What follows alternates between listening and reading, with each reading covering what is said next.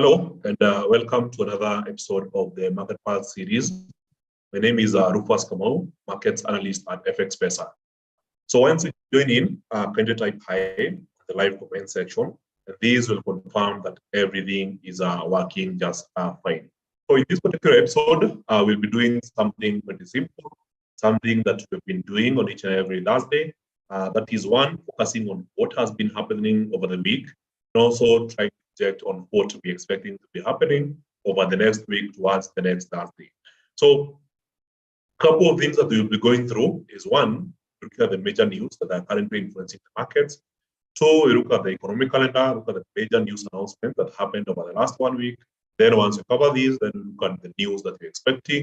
Then complete these with looking at major price levels across major markets. So hello, Charles, and welcome to the session. So hi, Dennis. Thank you. Thank you for your response. Welcome to the session. So let's start right away. So the first things first, economic calendar. So let me try and share this so everyone can see. So this is the economic calendar from Monday this week. So let's give it a stretch for the back towards Thursday last week. So we know that on Wednesday last week, we had the jobs data coming from New Zealand, which indicated a worsening jobs market. You can see unemployment rate jumped from 3.3% to 3.4%, whereas the employment change was 0.2% for that quarter. So further downwards, we had the FOMC press statement, press conference, and also the federal funds rate. So the US hiked rates by 25 basis points, eventually getting to 4.75%, being the most aggressive central bank among the companies. So same case, Bank of England went for 50 basis points hike from 3.5% to 4%. Then the ECB, or the European Central Bank, went for 50 basis points from 2.5% to 3%.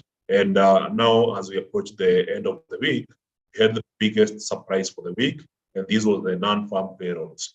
So US jobs data came in hotter than expected, way too hot. Remember, the previous reading was 260K, and this was compared with an expectation of 200K jobs. So December was a big hit. And now when it came to January, the number of jobs created in the US was 517K. And this is way bigger than the expectation of 193K.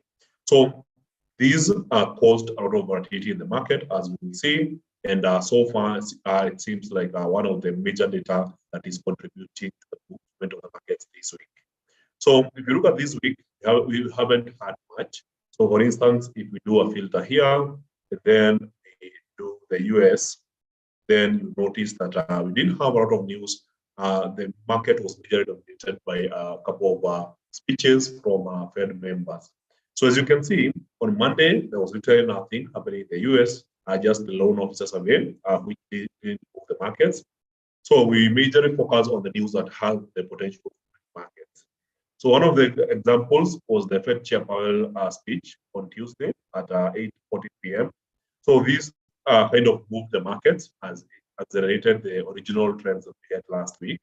So from Jerome Powell's speech, he maintained the same ideas that he presented during the FOMC press conference, that yes, the economy is resilient and inflation is beginning to slow down. So in this case, he implemented 25 basis point hike, and he mentioned that if the economy remains strong and inflation seems to be moving in the right direction, then he might as well go for another 25 basis point. So potentially moving rates to 5% or thereabout before we consider the next decision. So this is information that has already been priced in. So the result of these would eventually weaken the dollar and strengthen the equity markets. So we had a couple of more speeches from FOMC member Barr, FOMC member Williams. This was on Wednesday, and then Barr again on Wednesday. We also had Kashkari. I don't know why he's not the calendar. Then towards the end of the week, we had Waller end of Wednesday. And as we approach Friday, we're having another speeches by FOMC member Waller. So these are some of the key highlights for US dollar traders. So as you can see, the most important news for the week was the Fed Chair Powell speech. So going forward, we're not expecting a lot of news to be happening. So today, being Thursday, we also had some unemployment claims, which came in hotter than expected at 196K, basically meaning that there's more people filing for unemployment claims in the US. This is within the last 2 weeks. So with that, it basically means that going forward, we'll be looking to trade based on technicals or looking at the technical price levels to make decisions for trading. So one important data point that will be coming up on Friday at 6 p.m., that is towards the end of the week, is the preliminary UAM consumer sentiment survey. So if it comes in stronger than expected, then that will be strengthening the dollar. If it's weak, then weakening the dollar. So another key thing to notice is that, if the consumer sentiment is positive, it basically means that people have a stronger purchasing power. And in that case, you expect equities to do well, as these people will be buying more stuff. So as we all know, there's a negative correlation currently between equities and the US dollar. So a strong consumer sentiment report would be negative for the dollar, but positive for equities, and the reverse also holds water. So that being mentioned, for the US dollar traders, then we have a very simple expectation. So let's start with the dollar index. We know that last week it was majorly very strong. So during the non-farm payrolls, we saw the dollar strengthen further and continue moving up before started moving sideways this week.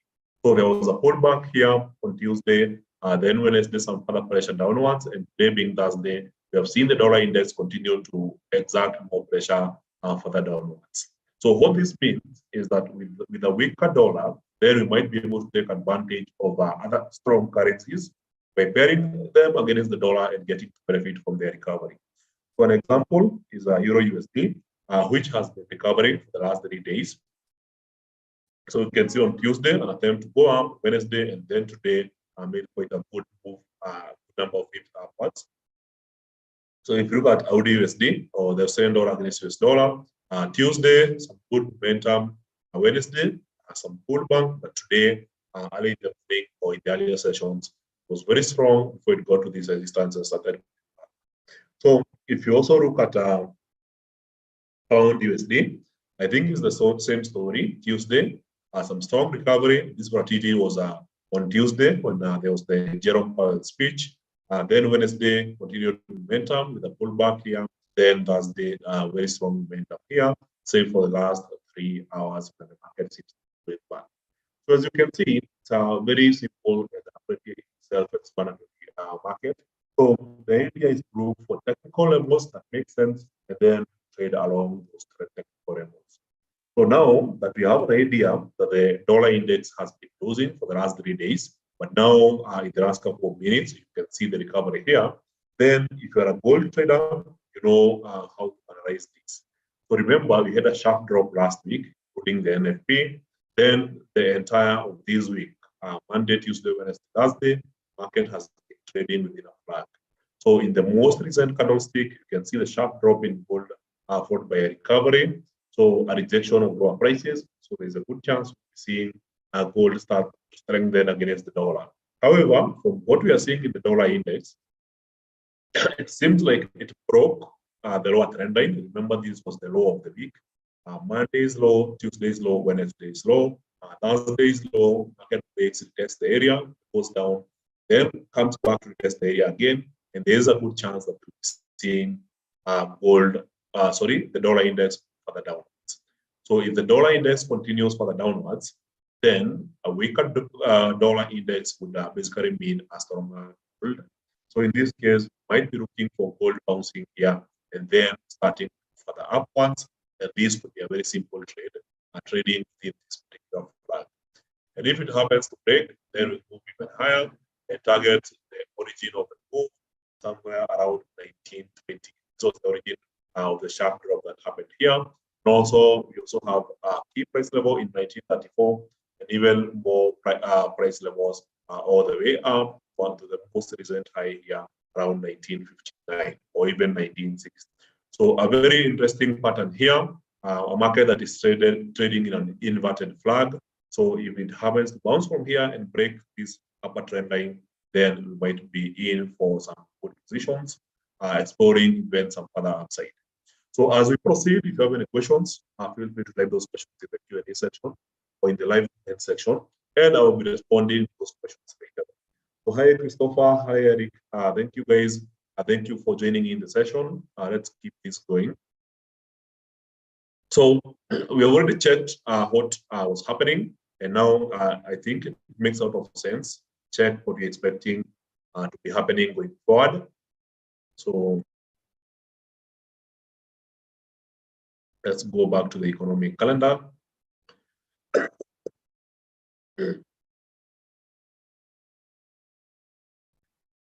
So this week has been largely quiet. A lot of speeches from central bank members, mainly from the US and the UK, and in other economies we didn't have much happening.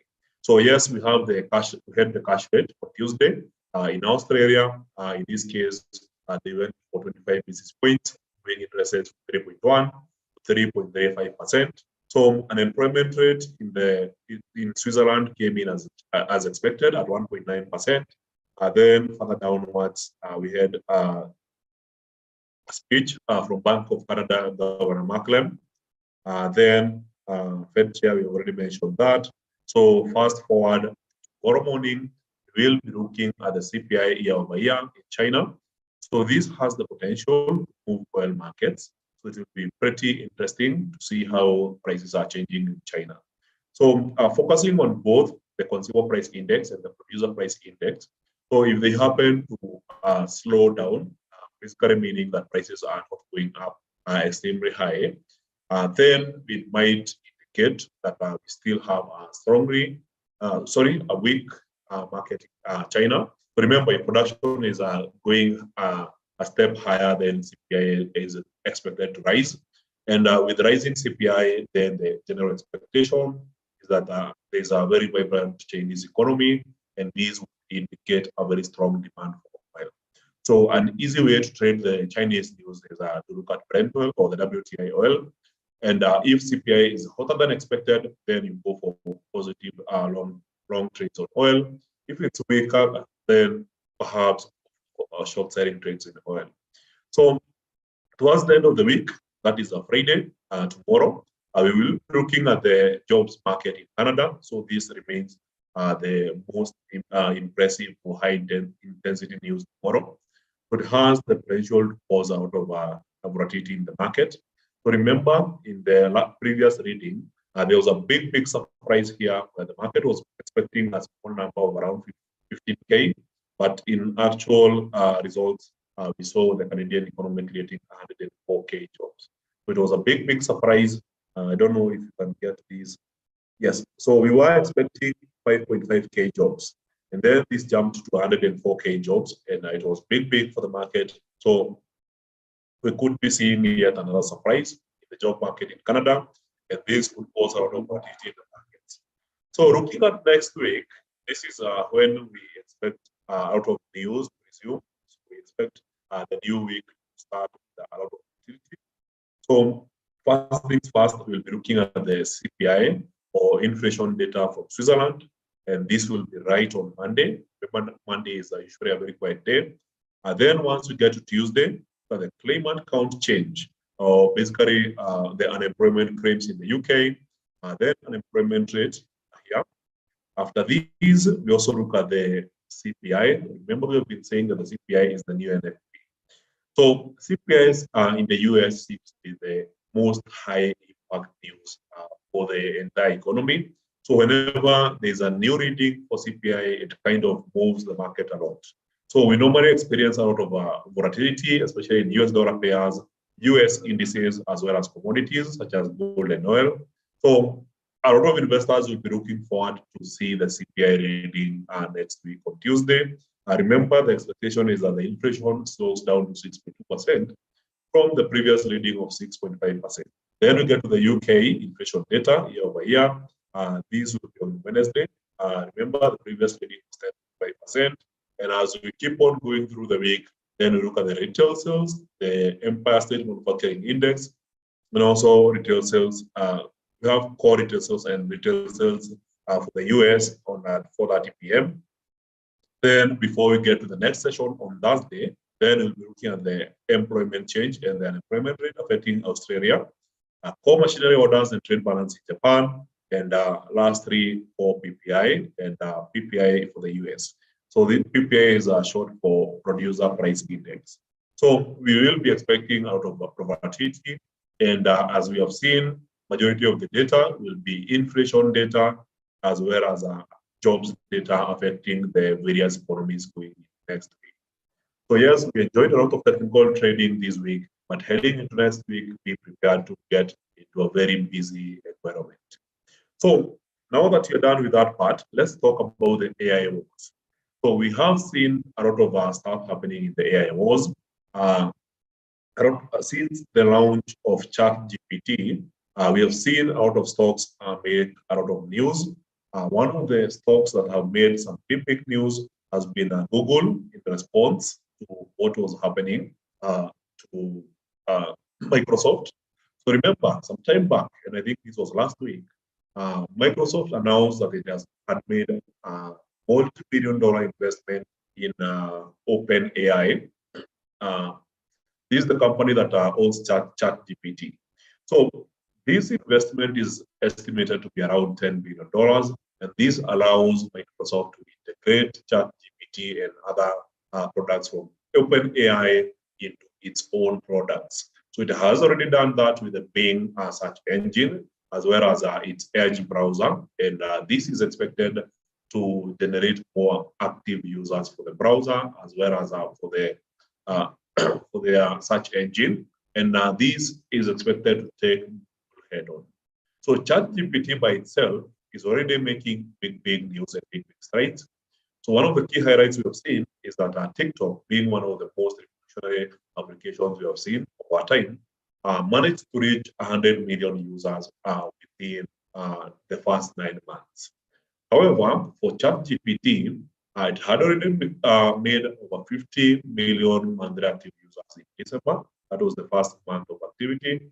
Then in the second month of activity, which is January last month, it managed to grow this to 100 million monthly active users. And then this is so impressive. It has real solutions. People are loving the product. So it's causing a lot of alarm for Google. So in response, Google went ahead and launched their own AI product in a hurry. It's called Google Bard. With this product, it's under pilot testing, so it's not open to the public. So one of the key things they did, they created an advert where they show how their AI is working. And in one of the examples in the ad, it made a very bad mistake. So it was a question about, I think, a periscope. So instead of giving the right answer, it gave an erroneous answer based on an ad on the internet. So this caused a lot of panic after it was exposed by Reuters yesterday. So as a result, the Alphabet shares managed to drop from this level here down to this area here. So this was closing price towards the end of the day. So the shares were down 7.59%, almost 8%.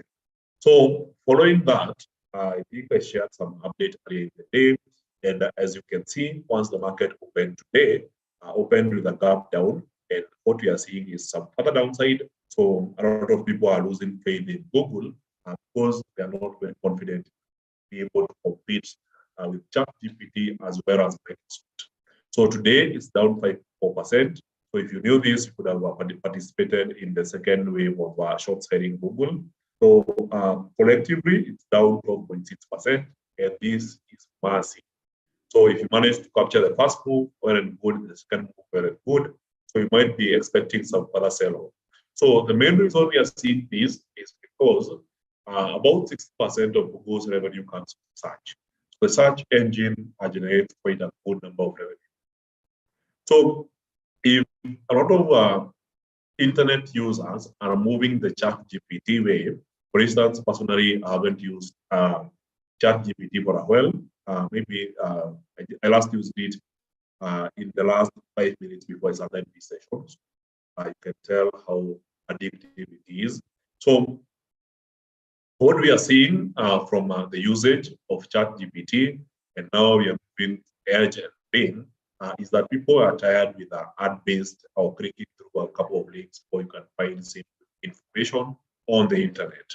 So having an AI platform that has crawled the internet all over, went through various websites around the internet, and once you search for content, gives you the right answer that you want, is a very important tool that saves you a lot of hours. So if it has to be a subscription, most people would be open for it.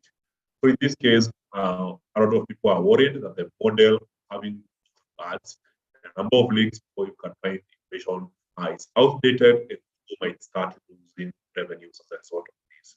So there is some further downside expected in Alphabet shares. Remember, Alphabet is the mother company that owns Google. So as for Microsoft, let's see how it's performing.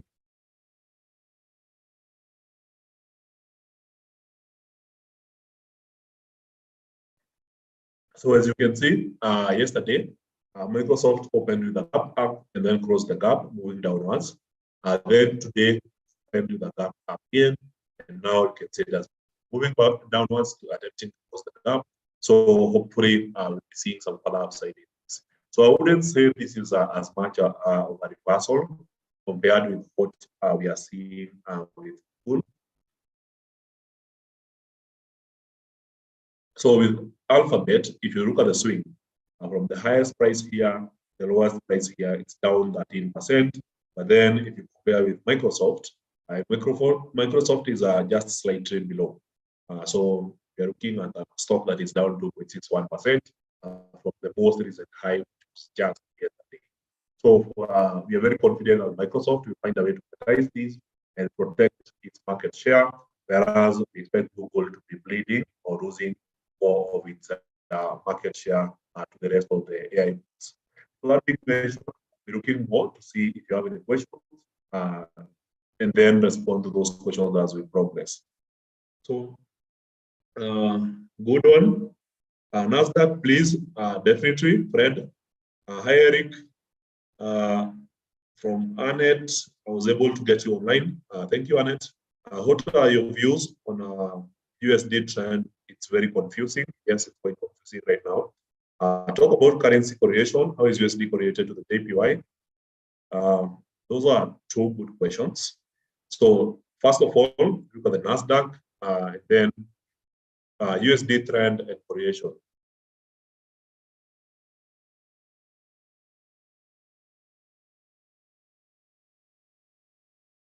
So this is the NASDAQ. As we can all see, I think I mentioned this for the morning session for those who attended, that it's currently trading in a consolidation.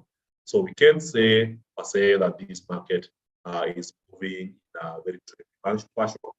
So what we are seeing here is a market that is moving just sideways. So from these, you can all see it's a swing up, swing down, swing up, swing down. And the most important thing is to track the progress of this resistance level here and also track the support here. So I would say support is more or less horizontal, and then there's the resistance here. So it has basically shifted from the earlier trend where we were seeing a very strong growth and momentum here. So whenever you see these, it's an indication that the market is having a period of indecision. So for the last 1, 2, 3, 4, 5, 6.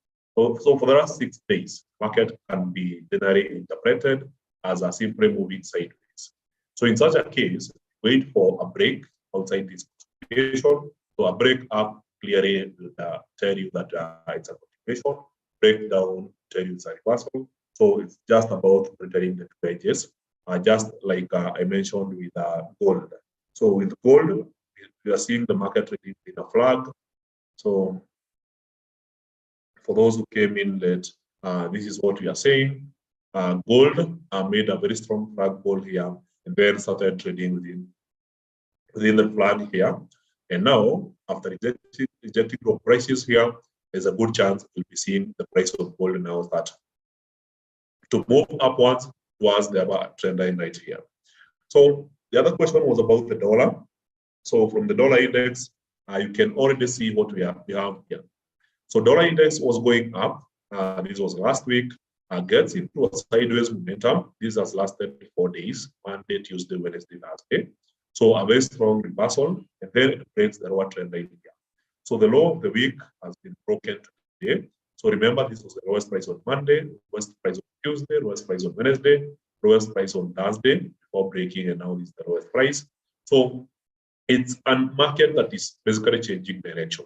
So from what you can see on the 15-minute chart, is a very short-term chart. You can already see that the market is now beginning to form lower highs. And if you look at the lows, I would say it's already beginning to form lower lows. So from here, that is the dollar index, you might be expecting either the market finds rejection here from this resistance. Previously, it was acting for support the entire week, and now it's acting as resistance. So we would be seeing the market reverse here and continue going down, which would be along the themes that we have a dovish Fed. So from Jerome Powell's speech, it was very dovish, basically as a result of not being engaged. So it's a binary situation. If he was not, if he was very aggressive, saying like the other Fed members that he's for 50 basis points, to get more aggressive, then it would have made more sense by the dollar. But now that we are seeing a continued slowdown in the rate hikes, then it means we are very close to the peak 5%. So this is already priced in, and people are beginning to short the dollar and go long. So if you look at the S&P 500, a very strong bullish momentum seems to be bouncing pretty well on this lower trend line. So whenever it gets to the lower trend line, it becomes easy by trades. So here was an example here during the news yesterday, pulled down today, rallied, and then pulled down. So yes, it seems like we are getting into some form of triangle or some form of consolidation here. So we can all see this market consolidating, going down and then up, down, up. And this is quite similar with what we have seen in the NASDAQ. And also if you look at the US30, US30 seems to be the one that is quite resilient here, forming a very strong trend line here. And also another one here. So we have some patterns within patterns. Don't worry why I have so many lines on my chart. So if you go to the 4-hour chart, you can see there's some form of triangle that has been playing out here. So market making this swing, and then this swing, this swing, this swing, and then this was broken here.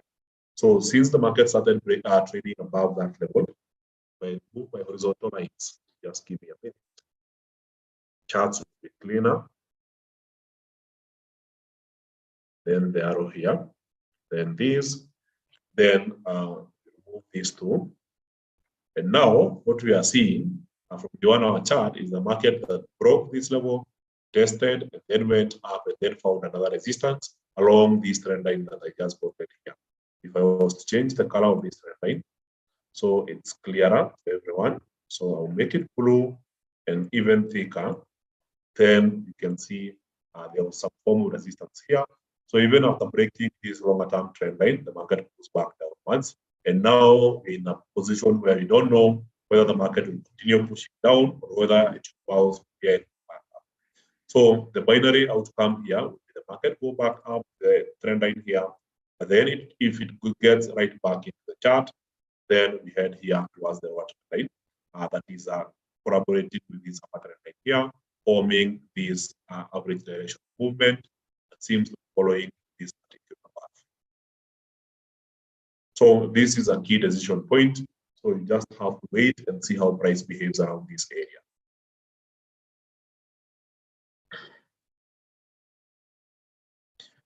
So in terms of currency correlation, correlations are not permanent. So I know there's this misconception that let's say the dollar has a positive correlation, the pound. Sometimes we have correlations between the euro and the Swiss franc and so on, but correlations are not permanent. In this case, if you look at the factors that are most heavily influencing the markets, then these factors are majorly central banks. So different economies have different problems, but right now, globally, it seems like a majority of the central banks have been faced with a big problem of inflation. So most of them are currently tightening policy in order to basically strengthen their currency, and in that case, reduce inflation. So they are continuously hiking interest rates. And when we are trading, we are comparing the aggressiveness of the various central banks. So last year, the US was the most aggressive central bank in terms of hiking interest rates. And that explains why the US dollar was the most powerful currency pair. So this year, we are seeing other central banks get a little bit more aggressive in rate hikes, whereas the US is slowing down the rate hikes. So this explains why these currencies are now recovering against the dollar. So with this in mind, then in terms of correlations, I would tend to think that if there are two central banks that are currently very aggressive in hiking interest rates, then they might have a very strong correlation in their local currencies.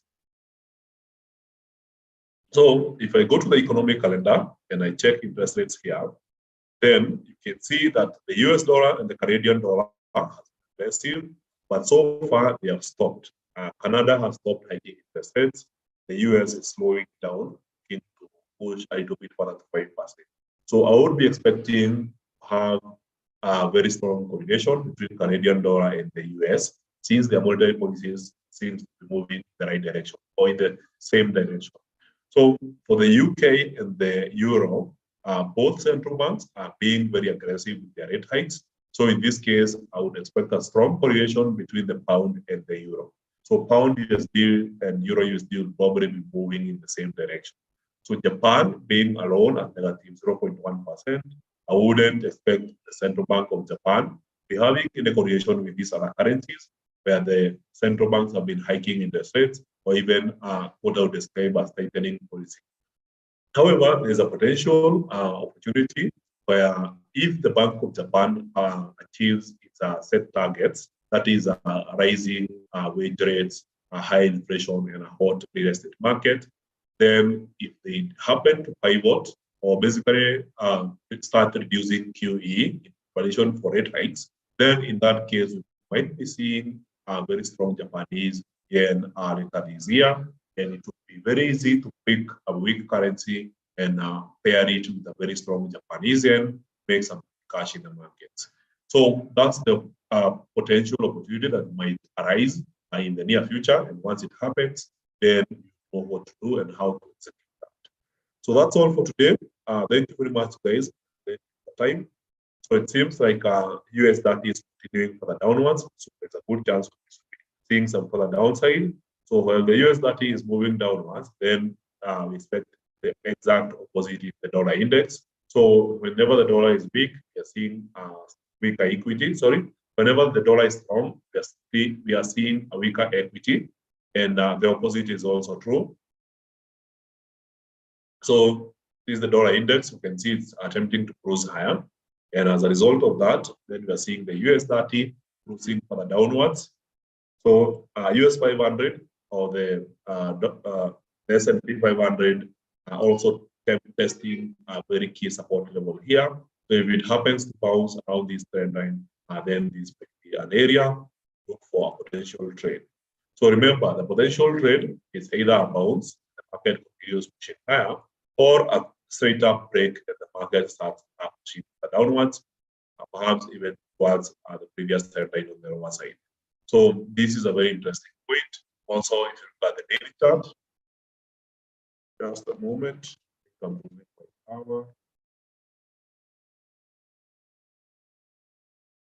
So from the daily trend line here, we could be seeing the market pull all the way back to the daily trend line. So going to the 4-hour chart, if this particular chart breaks here towards the lower side, then it's time to short equities and push back towards the lower trend line here. So any questions for me? Very welcome.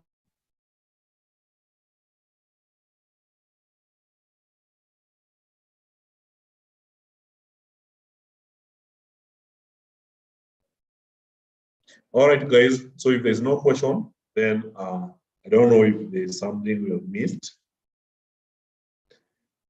So Chinese equities are starting to recover. So remember, they were the most aggressive at the beginning of the year. So you can see the beginning of the year and how much Alibaba managed to gain right from the beginning of the year, the 3rd of January. So this was a big spike of about 37%. before it pulled back during the Chinese New Year holidays. So now what we are seeing from today's trading is that the market has made a very strong jump here and rallied all the way up. This is 3.31%. So currently trading at $108.47 per share. So there is a good chance that we'll be seeing a continued bull run in China, especially as a result of the optimism and the economic conditions being experienced in China. So we could be seeing Chinese tech stocks continue to recover. So it's something that you might want to consider going forward. So UK 100 has been one surprising asset. So it will be the last one I'm checking before it grows.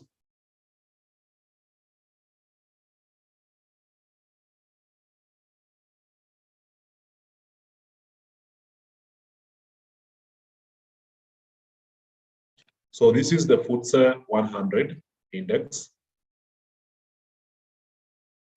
So clearly, you can see it has been strongly bullish, almost breaking into new highs. So we are talking about all-time highs. So the all-time high price was here around 75, which is the current price level. So if it keeps on moving higher, then we'll be having an all-time high for the UK 100. However, after hitting this price level earlier today, we can see the strong reversal happening immediately after that. And I have been building a case that this market is a premium about. So there is a good chance that we'll be seeing a very strong reversal trading idea for this particular asset. So if you're a fan of shorting indices in a bear market, then this could be it. I don't believe you are out of the woods yet. Consumer prices are still significantly high, with inflation way above 10% in the UK. So I expect that the economic conditions are not premium for stock markets breaking highs. So in this case, I expect a very strong shorting opportunity here. So from the forward chart, this is what we are seeing, a very strong reversal in what looks like an evening star. We all know the evening star. So if this happens to cross here, then it will be a technical signal to go for a short selling trade, targeting even lower prices. So from the daily chart, if you look at yesterday's price action, market going up, failing to break higher and moving back downwards and closing lower. Today, an attempt to go even higher, forming a new high higher than yesterday. And now you can see the reversal. So if you happen, let's say, to close near the open of yesterday, near the close of yesterday, then that would be a very strong indication that the market is back. So it doesn't make sense that the market has rated all the way up. So I think this is highly overpriced. So there might be a good opportunity to go for a short sale. So thank you very much, guys. Thank you for your time, and I hope to see you on the next session. Good updates. Thanks. Thank you, Mercy, and welcome to the sessions. So as you all know, we have begun a series of sessions that we are doing every day, Monday to Thursday. And these sessions are basically focusing on shorter term market updates. They're happening at 11 a.m. Monday to Thursday. So tomorrow, Friday, we don't have any. So I'm expecting to see you guys back on Monday at 11 a.m. So on top of this, remember, we also do Twitter Spaces. So we'll be having a Twitter Space on Sunday evening at 8 p.m. So if you are available, make sure to join. Just join the FX Pesa Twitter page. So thank you very much, guys. See you then.